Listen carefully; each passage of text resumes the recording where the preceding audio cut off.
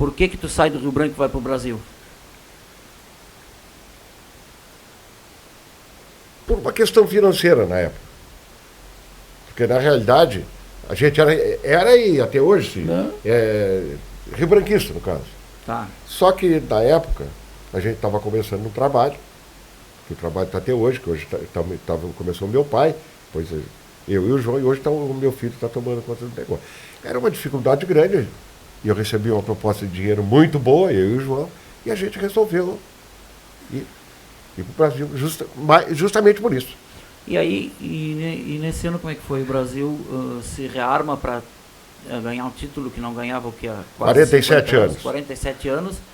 E ele pega alguns do Rio Branco, alguns do Vitoriense? Não, faz, como é que é? Ele pega eu e o João. E os outros já eram do Brasil? Já eram do Brasil. Que era o Chico Chabarria, Banzé, Teteia, Zé Beto, Serginho. o Milton. E o Milton foi para o Brasil. O Guti. Mas o Guti já estava no Brasil. O Guti, o Hélio. Tá, mas o Guti não tinha sido do Rio Branco? Foi. Mas antes foi para o Brasil. Ah, tá, ele foi antes do Cláudio. E o Didi. O Didi. Que já tinha saído do Rio Branco com problemas lá com a diretoria lá, acabou saindo ele e o Kaká.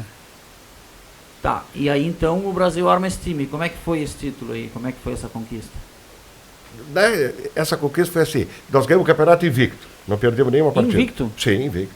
Para um time que não ganhava há 47 anos.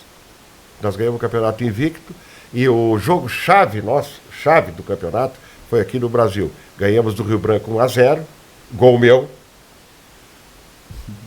E fomos decidir o último jogo do campeonato no campo do Rio Branco. O empate servia para nós, empatamos 0-0. Eu fiz gol em todas as partidas, só não fiz nessa partida da foi final. 0-0. Da final. Aí fomos campeão. E nessa época o Brasil jogou depois? Não. Joguei um ano mais no Brasil e perdemos o campeonato pro Vitoriense, gol do Kaká. Lá da Palma, aquela. E botou lá na gaveta lá. Mas nós chegamos na final desgarrado também. Sim. Porque não jogou o João, meu irmão, não jogou aquele guri do Chuí, que jogou no Brasil de Pelotas. Jogou no Brasil de Pelotas, não jogou o Hernani, lateral direito, que aí o Brasil se reforçou. O Brasil de 75, perdemos o campeonato com um time melhor do que o de 74. Que tinha ganho. Do que tinha ganho.